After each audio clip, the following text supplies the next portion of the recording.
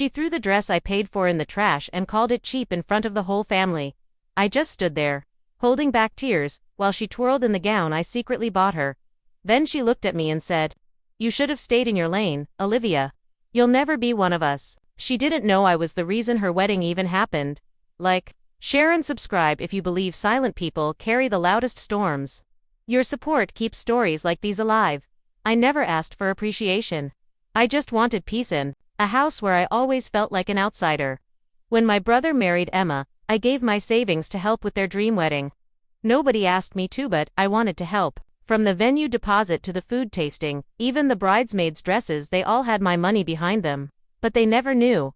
I did it through my brother, quietly. Until one day, I made the mistake of showing up. A week before the wedding, I went to drop off some final invoices. Emma opened the door, looked me up and down, and said, "Why are you here uninvited? You think this is your moment?" I was frozen.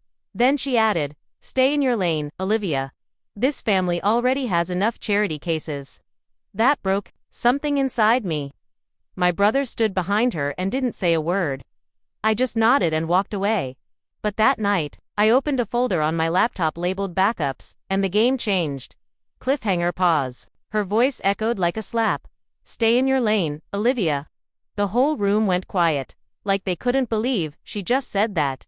After everything I had done, I had just paid the final invoice for her wedding venue, smiling through the pain of skipping my own rent for the third month straight. And now, I wasn't even allowed to sit on the front table because I wasn't family enough.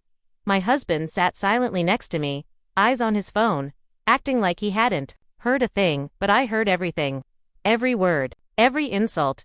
Don't forget to like, share, and subscribe if this story has you hooked, because what happens next will shock you.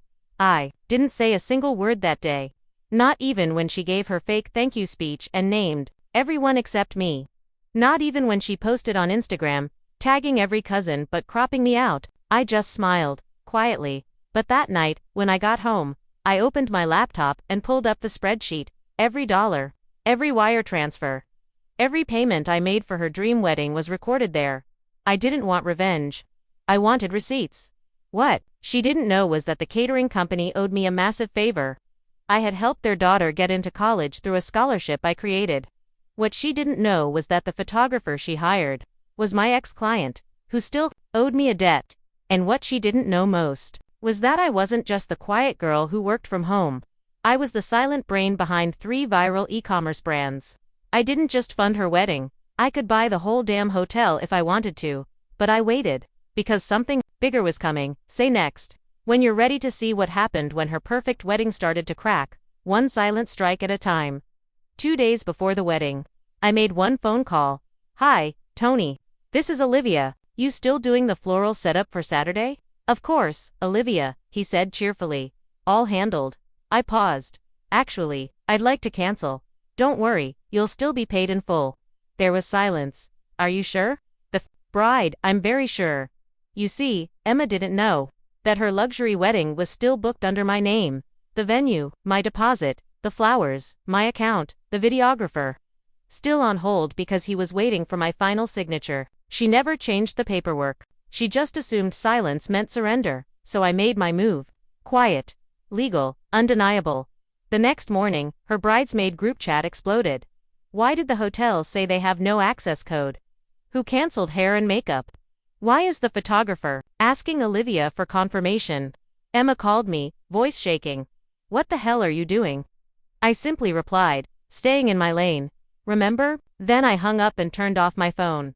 The day of her wedding, I didn't show up, but I didn't need to, because while guests arrived to a half-decorated ballroom, no cake, and folding chairs instead of velvet-lined thrones, I was sitting, front row, at my own product launch party, live-streamed in Times Square, with over 70,000 viewers watching me introduce a new women-led tech line, my name, trending. Her wedding falling apart in real time. Say next to see how she begged.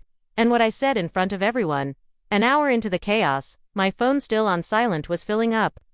38 missed calls, 11 voicemails, and a barrage of texts from Emma, her mom, even my own husband. ******, Olivia, please, can you fix this? Asterisk, asterisk, asterisk, asterisk, asterisk, asterisk, she's crying. The guests are getting restless. Asterisk, asterisk, asterisk, asterisk, asterisk, we didn't know the contracts were in your name. Asterisk, asterisk, asterisk, asterisk, asterisk, you're being dramatic. Just undo it, we'll talk later. Asterisk, asterisk, but I didn't respond. Because I was standing on a stage in a sapphire blue suit, accepting a standing ovation for launching a female-led business accelerator that I had funded quietly for 2 years, the same 2 years they called me lazy, irrelevant, and just a housewife with a laptop. My live stream ended with a mic drop. Asterisk, asterisk, to every woman who's ever been told to stay in her lane. Build your own damn road. Asterisk, asterisk, applause thundered. Emma's wedding fell silent. Later that evening, my husband finally called from the hotel parking lot. They're all blaming you. Emma's threatening to sue. I calmly said, let her. Because what she didn't know was that I had already sent an itemized invoice of every wedding expense I'd covered to her, Dad, and her dad. He was furious. The next day, Emma's family disowned her for lying, disrespecting me, and putting their name through public embarrassment. Her dream marriage started with cold silence and closed bank accounts. Mine started with freedom. Because I didn't just fund her wedding, I funded my exit. From that family, from that man, from every room that asked me to shrink.